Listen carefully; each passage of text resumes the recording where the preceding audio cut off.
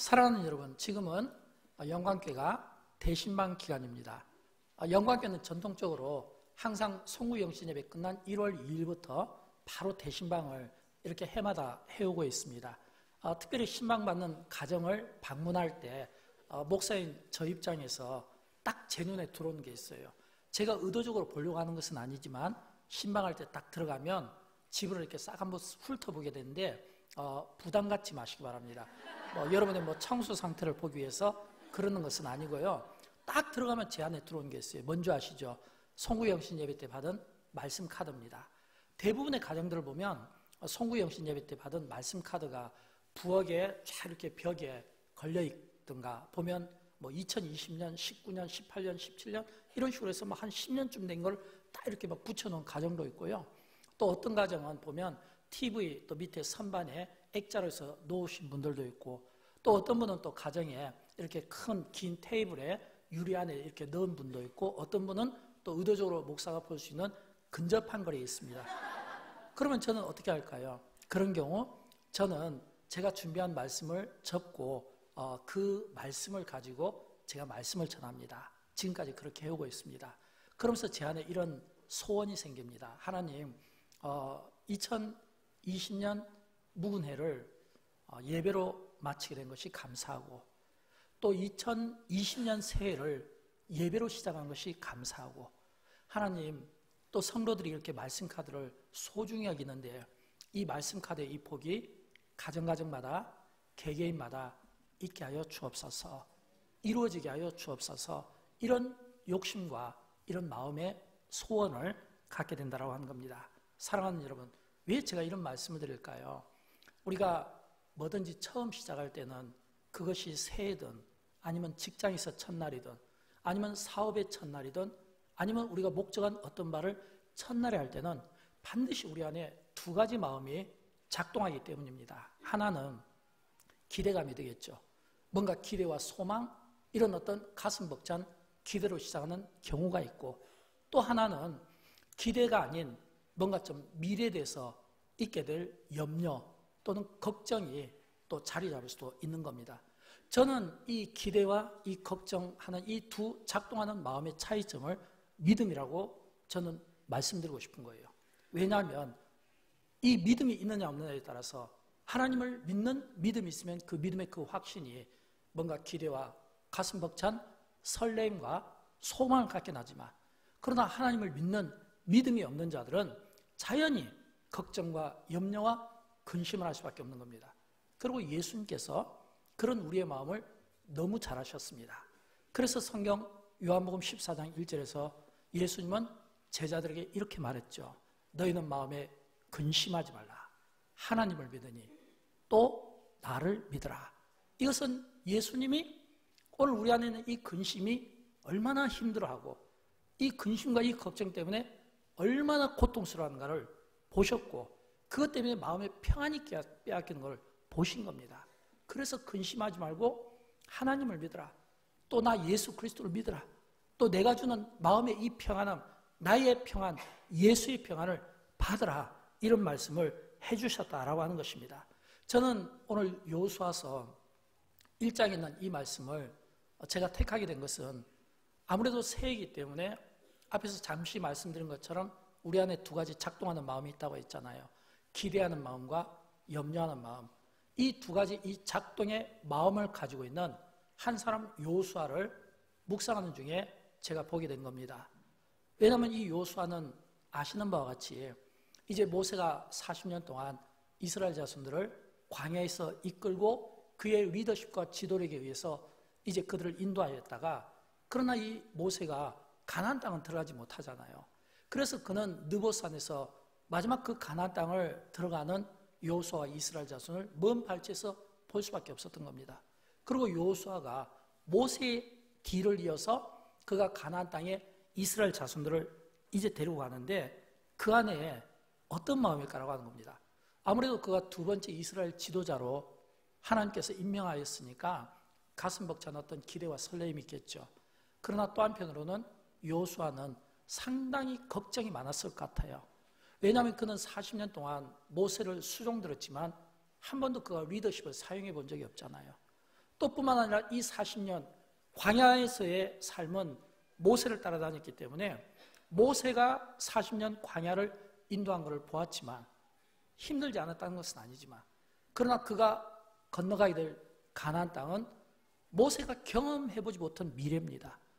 모세가 경험해보지 못한 미래라는 것은 그 안에 당연히 염려가 있을 수 있고 근심 걱정이 있을 수밖에 없는 거예요. 광야에서의 40년은 하나님의 말씀으로 훈련받는 장소였습니다. 사람이 떡으로 사는 것이 아니라 여호와의 입에서 나오는 말씀으로 살 것이니라. 그 훈련받는 장소였어요. 그러나 가나안 땅은 어떤 의미일까요? 여호수아에게 정복하고 싸워서 정복하고 빼앗아야 되는 땅입니다. 딱 요단강을 건널 때부터 또 요단강이 건너면 여리고성이 기다리고 있고 또 여리고성을 돌파하고 지나가면 또 다른 성들과 가나안의 다른 부족들이 기다리고 있고 그러니까 경험해보지 못한 미래 아직 사용해보지 못한 리더십을 가지고 이 여호수아가 그 땅을 가야 된다는 거예요. 당연히 부담스러울 수밖에 없잖아요. 저는 그런 의미에서 그런 그 부담과 염려하는 그 마음을 하나님이 하시고 하나님께서 말씀으로 여호수아를 찾아주시는 모습을 통해서 또 한 번 하나님께 감동을 받지 않을 수 없고 그 사랑에 감사하는 마음, 은혜의 마음이 생기지 않을 수가 없는 거예요. 사랑하는 여러분, 하나님은 성경을 통해서 우리에게 보여주실 때 우리가 찾아가서 만나는 분이 아니라 우리를 찾아와 주시고 우리를 말씀으로 만나주시는 하나님이신 것을 믿으시기 바랍니다. 하나님은요, 우리를 말씀으로 찾아주셔요. 우리가 어렵고 힘들고 어떤 고난이나 인생의 벽 앞에 있을 때 말씀하시는 분이에요. 그러면 그 말씀하는 그 말씀이 오늘 이 여호수아에게 1장이 나와 있다는 거예요.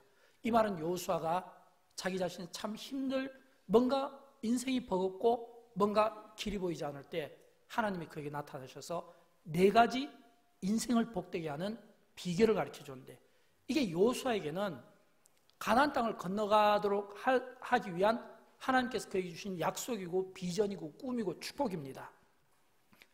여호수아와 이스라엘 자손들에게는.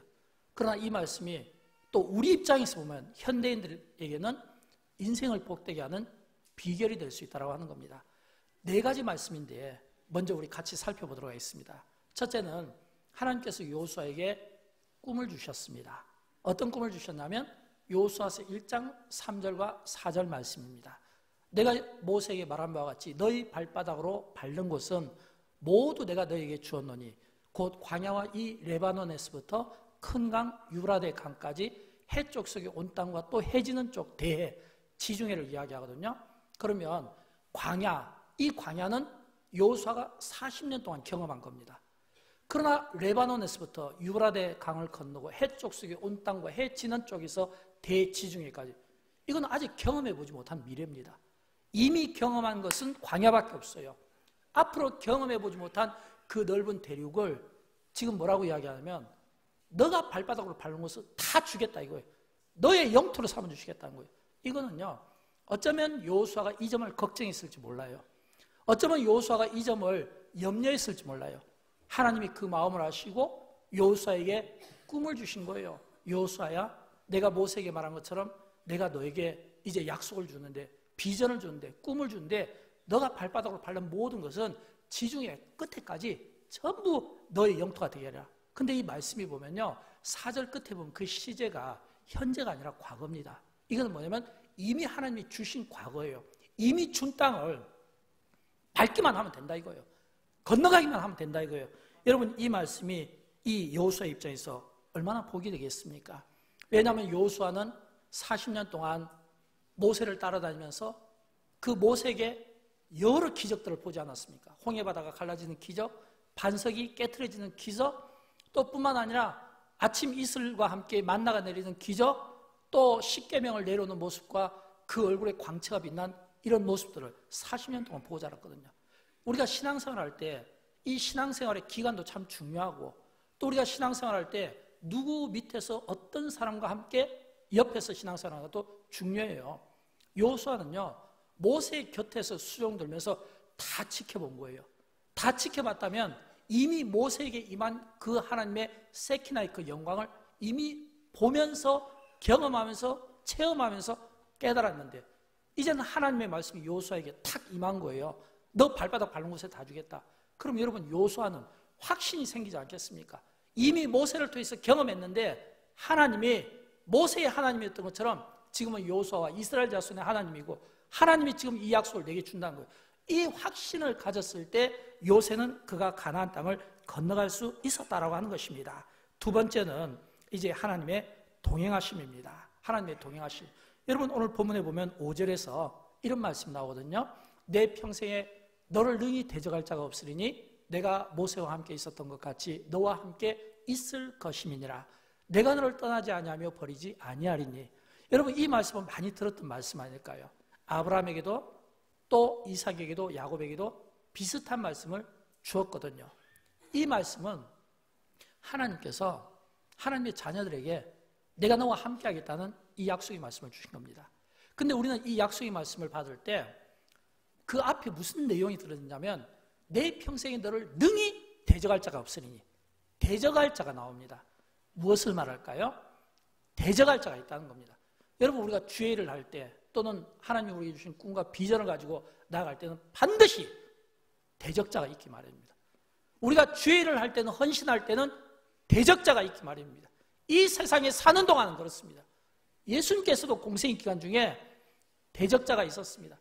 방해하는 자들이 있었다는 거예요. 그 방해하는 자들이 누굴까요? 사탄이잖아요. 사탄은 그 목적이 그 세움받은 의미가 하나님의 일을 방해하고 하나님의 사람들을 굴복시키고 하나님의 사람들에게 염려와 근심을 심어주는 게 사탄의 일입니다. 그러나 우리는 예수님 때문에 우리가 기대와 희망 가운데 또 우리는 새롭게 우리에게 주어진 한 해를 시작할 수 있고 우리에게 주어진 어떤 사명들을 또 우리는 시작할 수 있다는 거예요. 누구 때문에? 예수님 때문에. 저는 여러분 할 수만 있으면 저와 여러분이 사탄 때문에 염려와 걱정의 근심 속에서 굴복당하며 기죽으며 살 것이 아니라 예수님 때문에 어깨를 펴고 얼굴을 펴고 길을 펴고 예수님 때문에 함께 동행해 주신다고 하셨으니까 그 은혜를 힘입어서 저와 여러분의 삶이 일생 동안 동행함을 받는 축복이 있기를 주의 이름으로 축원드립니다. 예수님도 말씀해 주셨잖아요. 마태복음 28장 18절에 20절에서 승천하시기 직전에 같은 말씀을 주셨잖아요. 제자들에게 내가 너에게 분부한 모든 것을 가르쳐 지키게 하라. 볼지어다 내가 세상 끝날까지 너희와 항상 함께 있으리라 말씀해 주고 있잖아요. 항상 함께 있으리라. 여러분 초대교회가 그 고난 가운데도 모진 박해와 반대 가운데서도요 교회가 세워지고 믿음의 사람들이 세워지고 직분자들이 세워지고 순교자들이 나올 때 그들은요 이 말씀을 붙잡은 겁니다. 예수님께서 십자가에서 죽으시고 사흘 만에 부활하셨습니다. 제자들이 봤잖아요. 승천하시면서 내가 너희가 본 그대로 다시 오리라 재림신앙과 마라나타 신앙을 보여줬잖아요. 그러면서 주님이 내가 너희와 항상 함께 있으리라. 이 말은 예수님은 죽으신 분이 아니라 살아서 우리의 신앙의 고백처럼 하나님 보좌 우편에 앉아 계셔서 저리로서 산자와 죽은 자를 심판하시고 다스리시며 오늘 저와 여러분의 일생 가운데 동행하신다라고 하는 거예요. 이 은혜가 여호수아에게만 있는 것이 아니라 오늘 우리 시대를 살아가는 저와 여러분에게 있다는 사실을 믿으시기 바랍니다. 세 번째는 오늘 본문에서 인생을 복되게 하는 것은 강하고 담대한 믿음을 가지는 겁니다. 오늘 본문 7절에 보면 이런 말씀이 나오잖아요. 오직 강하고 극히 담대하여 오직 강하고 극히 담대하여 나의 종 모세가 내게 명령한 그 율법을 다 지켜 행하고 좌로나 우로나 치우치지 말라. 그리하면 어디로 가든지 형통하리니. 여러분 이 여호수아에게 주신 말씀은 강하고 담대하라. 오직 강하고 극히 담대하라. 왜 이런 표현을 쓸까요? 앞에도 말씀드렸듯이 지금 여호수아의 마음이 그렇습니다.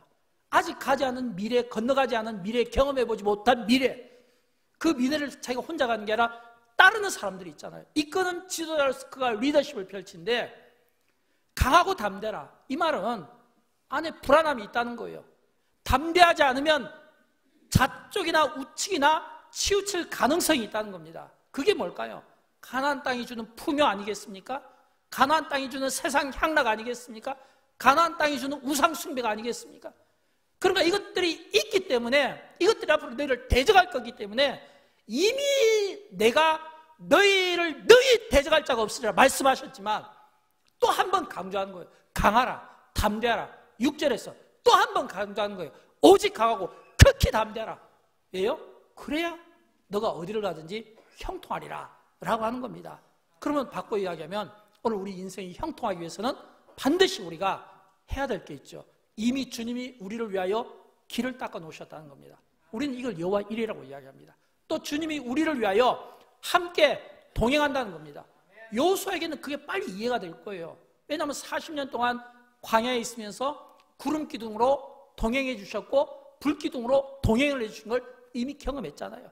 그런 것처럼 내가 어디로 가든지 내가 너와 함께 하겠고 내가 형통하리라 말씀하신 이 형통 있잖아요.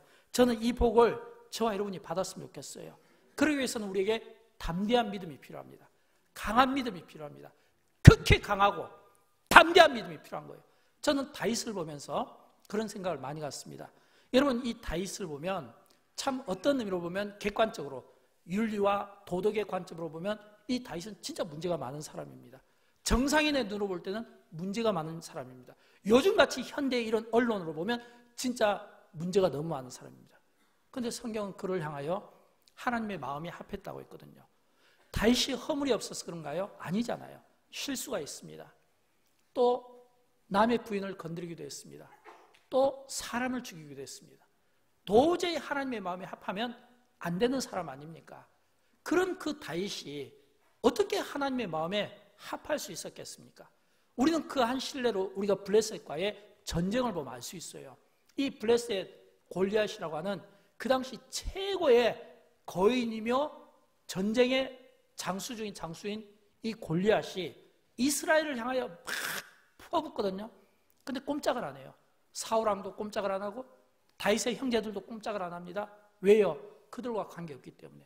우리는 많은 경우 사람들이 비판하고 비난하고 또는 어떤 욕을 하더라도요, 나와 관계없으면 꼼짝 안 하는 그런 어떤 몸살이 있는 특징이 있습니다. 근데 딱 유일하게 어린 다윗 하나가 돌멩이 하나 들고 골리앗 앞에 섰거든요. 왜 섰을까요? 성경은 이 어린 다윗이 골리앗 앞에 쓴 것은 골리앗이 소리 지른 것은 하나님의 이름을 훼손한 거고 또 소리 친 것은 이스라엘 백성들을 조롱한 겁니다. 사울왕과 이스라엘 자손들이 꼼짝하지 않았던 것은 그것이 자기들과 관계가 없다는 거예요. 지금까지 하나님의 은혜를 입고 하나님의 그 은혜 속에서 그들이 원해서 왕까지 세워졌는데 그런데도 불구하고 그들은 다르게 생각한 거예요. 그런데 어린 다윗은 왜 화가 났을까요? 하나님을 사랑하는 그 마음이 그 안에서 믿음으로 작동하고 그 믿음이 그 안에서 거룩한 열정과 에너지와 분노를 일으켰기 때문에 이 다윗이 골리앗 앞에 돌멩이 하나 갖고 설 수 있었고 돌멩이 하나가 던졌을 때 미사일처럼 정중하게 한 번에 맞춰서 그의 목을 자를 수 있는, 승리할 수 있는 하나님께 영광을 올려드렸다는 겁니다. 다윗이 그가 승리할 수 있었던 것은 하나님을 사랑하는 마음이 그 안에 있었기 때문입니다. 여러분, 이처럼 우리에게 하나님의 사랑하는 마음이 중요합니다. 누가 믿음이 있습니까? 믿음은 하나님의 말씀을 듣고 또 들음으로써 하나님의 말씀으로 말미암아 믿음이 생기지만, 그러나 이 믿음은 내가 하나님을 사랑하면서 생기는 거예요. 우리가 사랑하는 사람들에 대해서 제일 먼저 갖는 태도가 뭡니까? 믿는 거 아닙니까? 믿고 싶은 거 아니에요. 저는 그런 것처럼 오늘 저와 여러분 우리가 하나님을 사랑하는 마음이 오늘 우리의 믿음이 되었으면 좋겠고, 하나님을 사랑하는 이 마음이 여호수아에게는 자로나 우로나 치우칠 수 있는 환경이 주어지기 때문에 극히 자로나 우로나 치우치지 않은 강한 믿음이 필요했던 것처럼 오늘 우리 시대도 이런 강한 믿음을 통하여 자로나 우로나 치우치지 아니하는 하나님 앞에 정조준한 하나님 앞에 선 코람데오의 정신을 가지고 우리가 하나님 앞에 바른 신앙으로 영광 올려드릴 수 있기를 주의 이름으로 축원드립니다. 바울이 바울 될 수 있었던 것은 그런 마음 때문이에요. 구약 성경에서 다윗이 그처럼 하나님의 마음이 합했다면 저는 신약 성경에서 바울을 꼽고 싶습니다. 왜냐하면 바울도 어떻게 보면 이 다윗 못지않는 핸디캡이 많았거든요. 그 가운데 건강의 핸디캡도 있었고 또 여러 핸디캡이 있었습니다. 그래서 그는 나의 연약함을 자랑하리라 이야기하고 있잖아요. 그런데도 불구하고 이 사도 바울이 그 연약함 가운데서도 힘있게 흔들리지 않게 쓰임받을 수 있었던 것은요, 하나님 때문입니다. 하나님이 나를 위하시며, 그래서 로마서 8장 31절에서 그는 이렇게 고백하는 거예요. 하나님이 우리를 위하시면 누가 우리를 대적하려? 굉장히 배포 있고 용기 있지 않습니까? 저는 이 우리를 우리 이름으로 바꾸면 좋겠어요. 하나님이 나를 위하시면, 하나님이 나 왕조원 목사를 위하면, 하나님이 여러분 이름을 대시면서 여러분을 위하면 누가 대적합니까? 하나님이 나를 위하는데 누가 감히 나를 대적할 수 있겠냐는 거예요. 이런 강단이 강한 믿음에서 생기고 이런 강한 믿음을 가졌기 때문에 그 시대에 아름답게 쓰임을 받은 겁니다. 이런 믿음이 마지막 때에 말세를 걸어갈 때 반드시 필요할 줄로 믿습니다. 마지막으로 네 번째, 우리가 인생을 복되게 하는 비결은 하나님의 말씀을 사랑하고 하나님의 말씀을 묵상하고 하나님의 말씀에 순종하는 자세가 중요하다고 생각합니다. 오늘 본문 8절과 9절을 보면 이 율법책을 내 입에서 떠나게 하지 말며 주야로 그것을 묵상하여 그 안에 기록된 것을 다 지켜 행하라. 그리하면 내 길이 평탄하게 될 것이며 내가 형통하리라. 내가 내게 명령한 것이 아니냐. 강하고 담대하라. 두려워하지 말며 놀라지 말라. 내가 어디로 가든지 내 하나님 여호와가 너와 함께 하느니라. 아멘. 사랑하는 여러분, 이 8절과 9절 말씀은요, 하나님께서 여호수아에게 주신 말씀인데 이 말씀을 쉽게 풀면 하나님의 율법, 다시 말하면 오늘 우리에게는 성경책이 되겠죠. 성경책, 하나님의 말씀이 너의 입에서 떠나지 않고 주야로 그것을 묵상하며 그 기록된 대로 다 지켜 행하라. 그리하면 내가 형통하리라 라고 하는 겁니다. 여러분, 우리가 신앙생활하면서 하나님의 말씀을 얼마나 가까이 하십니까? 얼마나 주야로 묵상하십니까? 제자훈련할 때 제일 먼저 기본이 그거잖아요. 제자훈련할 때 처음 받는 서약이 있죠. 목사가 받는 것이 아니라 스스로 본인이 본인에게 하는 서약이 있잖아요. 내가 제자훈련하는 동안 하루에 얼마만큼의 시간을 정해놓고 그 시간 동안 말씀 묵상하고 큐티하고 기도하겠습니다. 경건의 시간을 다짐하는 겁니다. 보통 30분 또는 1시간 또는 2시간을 다짐합니다. 그래놓고 그 다음에 이렇게 나지막한 목소리로 이거 어떻게 하지? 하루 이틀도 아니고. 근데 그 뉘앙스는 뭘까요?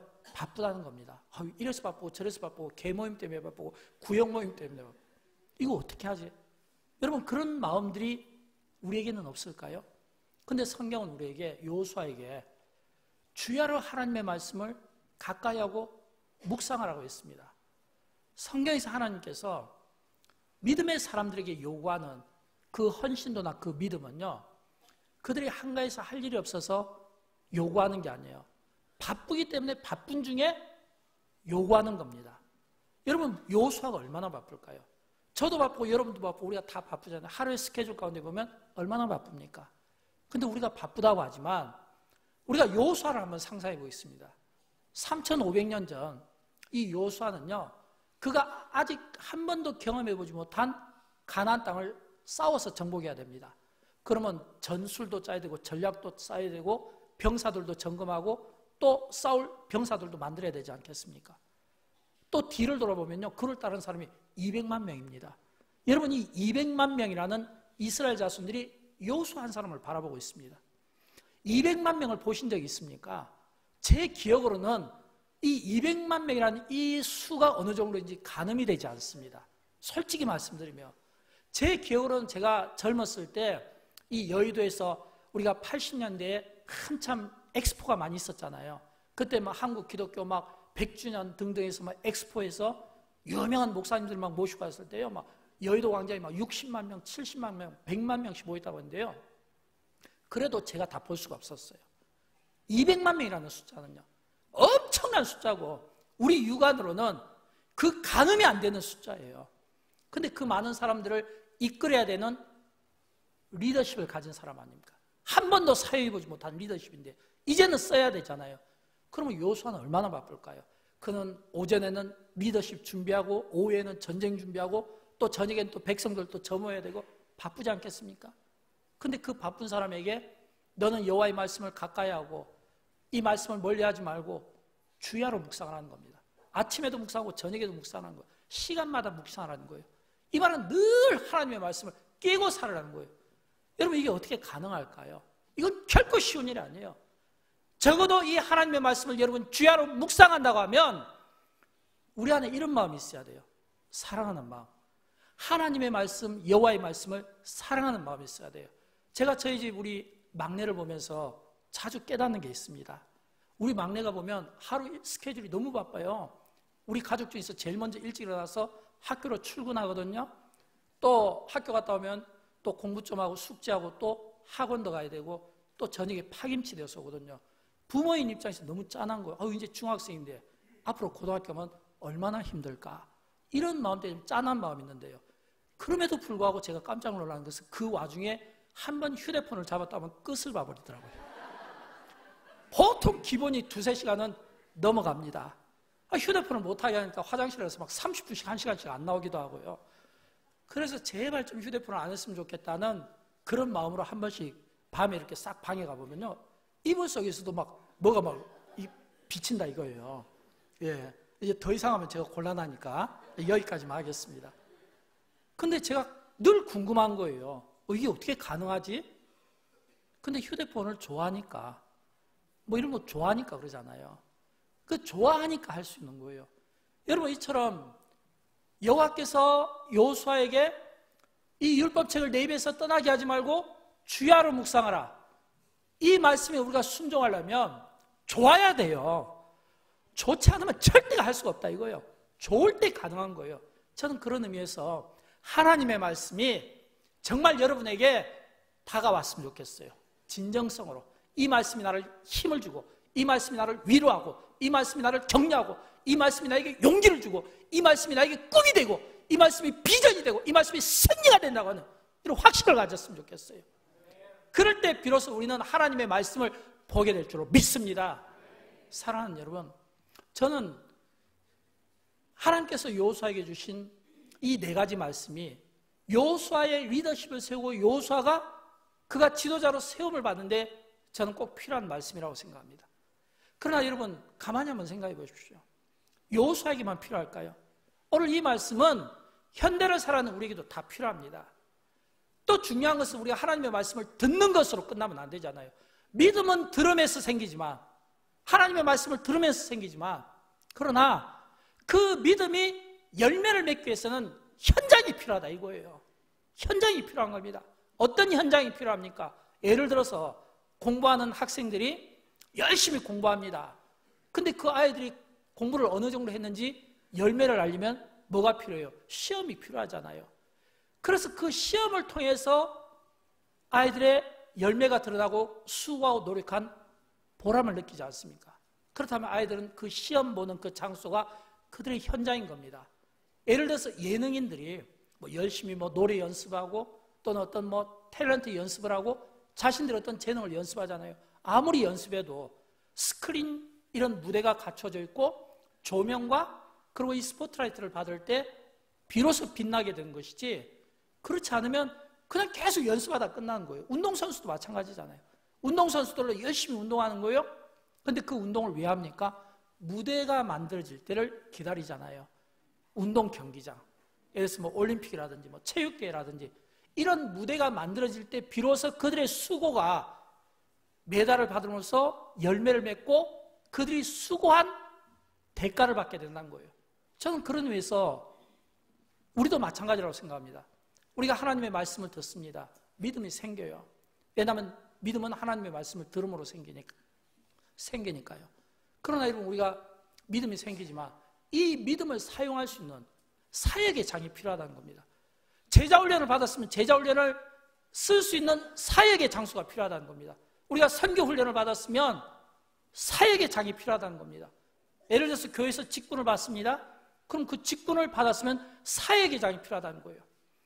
우리가 하나님의 말씀을 받을 때 저는 이 말씀이 예배 때마다 들려지기를 원하고 여러분의 기도 생활마다 들려지기를 원하고 예배 때마다 들려진 이 하나님의 말씀이 여러분의 꿈이 되고 비전이 되었으면 좋겠어요.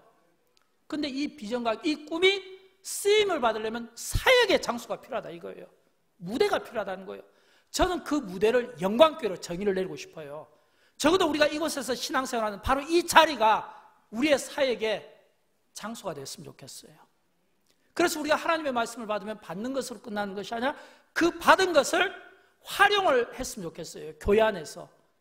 여러분, 2020년 새해에 제가 송구영신 예배 때 제가 설교했던 설교의 핵심은 사람이 대안이 되게 하자는 겁니다. 저는 우리 시대에 사람이 대안이 되었으면 좋겠어요. 정치가 절대 대안이 못 됩니다. 경제가 대안이 되지 못합니다. 사람이 대안이 됩니다. 그것 때문에 제자 훈련하고 그것 때문에 훈련을 시키는 겁니다. 그것 때문에 하나님의 말씀을 배우는 겁니다. 하나님의 말씀을 배워서 말씀 앞에 세움받고 그 말씀으로 섬기게 하고 그 사람을 파송시키는 사람이 대안이 되었으면 좋겠어요. 두 번째 제가 받은 기도 제목은 사람이 대안이 됨과 동시에 영광교회가 그 사역의 장이 되었으면 좋겠고 이 영광교회를 가족되게 했으면 좋겠어요. 여러분, 왜 제가 이 말씀을 드릴까요? 하나님은 우리가 신앙생활을 통해서 열매를 맺기를 원하십니다. 우리는 달란트 비유라든지 여러 예수님의 비유를 통해서 우리가 보게 되잖아요. 여러분, 이 교회는 사역의 장이 되고 이곳에서 우리는 하나님의 비전을 펼쳐나가야 되는데, 특별히 교회를 교회 가족되게 하자는 이 말씀을 제가 여러분에게 드리고 싶은 것은, 교회는 여러분 한번 주변을 보십시오. 다양한 사람들이 있습니다. 다양한 출신, 다양한 학력, 다양한 배경 가진 그리스도인들이 공동체를 모여 있습니다. 더 중요한 것은 이 가운데는 잘 사는 분들도 있습니다. 이 가운데는 뭔가 자랑이 많은 사람도 있습니다. 그러나 또 이 가운데는 사회약자도 있습니다. 가난한 자도 있습니다. 어려움을 가진 분들도 있습니다. 이 가운데는 사람들에게 손가락질 받는 분도 있습니다. 비난받는 사람들도 있습니다. 다 같이 어울려 있는 공동체예요. 그리고 어떤 분들은요, 교회에 등록할 때까지 얼마나 시간이 많이 필요한지 모릅니다. 영광교회 등록하실 때 바로 등록하지 않잖아요. 교회 등록할 때 적어도 몇 달 걸리는 분이 있고 몇 년 만에 등록하신 분도 계십니다. 교회 홈페이지를 찾아서 여기저기 확인해보고 등록하는 분들도 있습니다. 그렇게 어렵게 교회 안에 등록했는데, 정작 등록했는데 소속감을 갖지 못해서 힘들어하는 분들이 또 교회 안에는 있다고 하는 것입니다. 여러분, 교회는 이처럼 다양한 사람들이 있기 때문에 그 다양한 사람들 가운데 어렵게 교회 오신 분들이 있어요. 무거운 발걸음을 가지고 교회 오신 분들이 있어요. 이런 분들이요, 소속감이 없으면, 그 소속감을 느끼지 못하면 또 쉽게 교회를 떠날 수밖에 없고 상처를 받을 수밖에 없는 환경이 나는 겁니다. 여러분, 가족의 의미가 무엇입니까? 교회 안에서 가족의 의미는 이 교회 공동체를 통해서 하나님의 말씀을 함께 배워나가는 겁니다. 무엇을요? 부모 되는 법을 배워나가는 겁니다. 아내 되는 법을 배워나가는 겁니다. 남편 되는 법을 배워나가는 거예요. 거룩한 이런 어떤 자녀 되는 법을 배워나가는 겁니다. 세상이 우리에게 지식을 준다면 교회는 하나님의 지혜를 주는 겁니다. 그래서 배워나가는 거예요. 어떻게 남편으로 살 것이며, 어떻게 아내로 살 것이며, 어떻게 부모로 살 것이며, 어떻게 자녀를 살 것이며 배워나가는 거예요.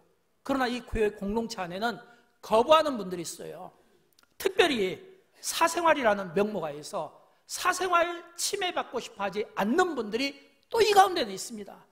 그래서 사생활을 침해받고 싶지 않다는 그 명분을 가지고 어울리고 싶어 하지 않는 분들이 있어요. 그러나 여러분 아십니까? 그분들의 마음에도 공허함은 있고 그분들의 마음에도 사실은 어울리고 싶은 마음이 있는 거예요. 공감대가 형성되지 못하고 마음을 열어보지 못하고 서로 받아주지 못하는 환경 때문에 멀찌감치 서 있는 분들이 있을 수 있다는 거예요. 그래서 교회는 진짜 그분들에게 가족이 되어줘야 되는 거예요. 끼리끼리의 모임이 아니라 좁은 의미로는 교회 공동체 속에 예배드리는 모든 분들에게 진짜 진정한 이런 가족의 의미를 보여줄 수 있어야 되고, 넓은 의미로는 이 지역을 품고 이 지역 전체가 다 우리의 가족이라는 이 가족 울타리 속에서 우리가 함께 섬길 수 있어야 된다는 겁니다. 여러분, 사도 바울이 디모데를 뭐라고 불렀습니까? 아들이라고 불렀잖아요. 진짜 아들은 아니잖아요. 근데 어떻게 아들이라고 불렀을까요? 예수 그리스도 안에서 예수 그리스도의 피로 한 피 받은 한 몸, 한 형제, 아들인 겁니다. 그래서 바울의 고백을 한번 들어볼까요? 갈라디아서 4장 19절에서 사도 바울은 이렇게 이야기합니다. 나의 자녀들아, 너희 속에 그리스도의 형상을 이루기까지 다시 너희를 위하여 해산하는 수고를 하노니. 여러분, 이 말씀은 바울이 나의 자녀들아, 모든 성도들을 다 그리스도 안에서 예수의 피로 하나 된 공동체, 지체 가족으로 본 겁니다. 다 영적 자녀로 본 겁니다. 그들 한 사람 한 사람 그들 속에 예수 그리스도의 그 형상이 온전히 세워지기까지 내가 다시 너희를 위하여 해산하는 수고를 하노니, 이 말은 하나하나를 양육하는 그 심정을 가지고 해산하는 그 수고와 그 고통을 통해서 그리스도 안에서 말씀으로 바로 세워지기를 바라는 바울의 그 아버지와 같은 마음이 있다고 하는 겁니다. 사랑하는 여러분, 저는 여러분이 직분을 받고 하나님이 여러분에게 재능을 주시고 은사를 주신 것은 진짜 바울처럼 우리가 한 사람 한 사람 그들을 해산하는 그 수고를 통해 그들이 그리스도 안에서 온전히 세워질 때까지 책임지고 그들과 함께하고 진짜 가족이 되어주는 겁니다. 저는 소원합니다. 진짜 가족이 되어주십시오. 진짜 가족이 되어주시고 진짜 가족이 되어주는 그런 마음을 우리가 열을 때 상대방은 그 속에 들어올 수 있을 겁니다. 지금 이 가운데도 영광께서 예배를 드리지만 예배 끝나면 집으로 바로 가실 분들, 예배 끝나면 서로 인사할 분도 없고, 예배 끝나면 그 공허한 눈길을 어디에 둘지 몰라서 들어올 때 나갈 때 무거운 발걸음으로 나가시는 분들이 있을 것입니다. 그건 우리 책임이에요. 우리가 형제 자매를 돌보지 못한 책임이에요. 우리가 그분들에 대해 좀 더 배려하는 마음과 따뜻한 마음을 가져야 된다는 겁니다. 여러분, 영광교회 주변을 보면요, 교회 안에 들어오고 싶어도 아무리 우리가 문턱을 낮춰도 들어오지 못하고 멀리서 관망하며 뒷짐지고 계시는 분들이 분명히 있을 겁니다. 그러나 우리는 또 그분들에게 다가가서 우리가 바로 가족입니다. 예수 그리스도 안에서 한 피로 받은 가족입니다. 구원을 선포하고 그분들을 교회 안으로 인도할 수 있는 그런 좋은 굿 메신저가 역할을 감당할 수 있어야 되는 겁니다. 좋은 이 소식을 전할 수 있어야 돼요. 이거는 성탄절날 목자들만 전하는 것이 아니라 우리의 1년 365일 주님 오시는 그날까지 계속해서 이런 굿 뉴스를 우리가 전할 수 있는 이런 전도자의 마음이 있어야 되고, 이 전도자의 마음은 영혼을 사랑하는 예수 그리스도의 그 작은 목자와 같은 삶을 살아드리겠다는 이런 다짐과 그런 어떤 결심이 있을 때 저는 열매를 맺게 될 줄로 믿습니다. 사랑하는 여러분, 저는 영광교회가 바로 이곳이 그 사역의 현장이 되어서 2020 비전을 마무리 지었으면 좋겠어요. 사랑하는 여러분, 저는 10년 후에 바로 이곳이 사역의 현장이 되어서 2030 열매를 저는 올렸으면 좋겠습니다. 직분자 투표도 이곳에서 열리게 되고, 또 선교의 달을 맞아 영광교회가 파송한 모든 선교사들, 협력 선교사들의 사역 보고가 이곳에 있었으면 좋겠어요. 그게 바로 사역의 장입니다. 그런 그 사역의 장을 통해서 주님이 보고 싶어하고 우리 시대가 보고 싶어하는 건강한 교회, 건강한 성도, 공동체, 저는 이 모습을 보여주기를 간절히 원하고 간절히 바라고 간절히 기도하기를 주의 이름으로 축원드립니다. 우리 다 함께 일어나실까요? 그래서 제가 오늘 찬양을 원하고 바라고 기도합니다. 이 찬양을 정했습니다. 저는 영광교회가 영광교회만의 교회가 되지 않았으면 좋겠어요. 또 영광교회가 받은 그 축복을 저는 흘려보냈으면 좋겠습니다. 여러분, 복 많이 받으시잖아요. 제가 지난주 신방을 갔는데 제가 구역을 몇 구역이라고는 말씀드릴 수 없는데 너무 감사했어요. 저희 교회 교육자들이 전부 감사했어요. 왜냐하면 보통 대부분 구역 예배를 대신방 때 보면 기도 제목이 참 간절하거든요. 근데 그 구역은요, 보니까 좋은 소식이 넘치더라고요. 첫 해를 시작하면서 하나님이 우리 가정에 이런 축복을 주셨습니다. 하나님이 우리 가정에 이런 축복을 주셨습니다. 그래가지고 그 구역원 전체가 이런 축복을 다 이렇게 내세웠는데 얼마나 기분이 좋고 목회한 보람이 있고 기도한 보람이 있고 감사했는지 알 수 없습니다. 어려운 기도 제목도 있고 또 그 어려운 기도 제목을 놓고 우리가 함께 품고 기도하지만 또 우리 가운데 이런 좋은 소식들도 저는 좀 전하고 좀 나누었으면 좋겠어요. 우리 모두와 이 세상을 살아가는 동안 원하고 바라고 기도하는 축복이 있기를 바랍니다. 찬송할까요?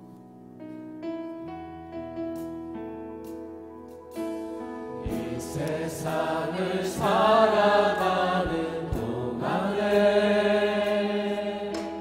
나의 힘을 의지할 수 없으니 기도하고 낙심하지 말 것을 주께서 참 소망이 되심이라. 주의 길을 걸어가는 동안, 주의 길을 걸어가는 동안에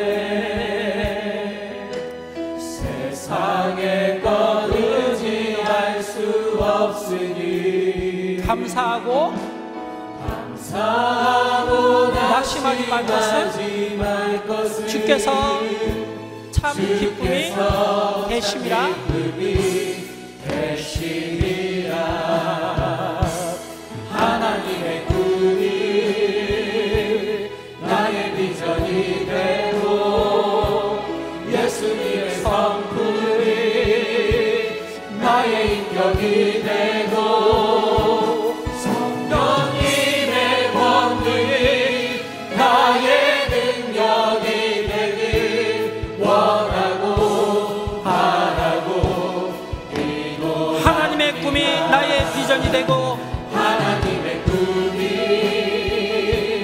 나의 비전이 되고 예수님의 성품이 나의 인격이 되고 성령님의 권능이 나의 능력이 되기 원하고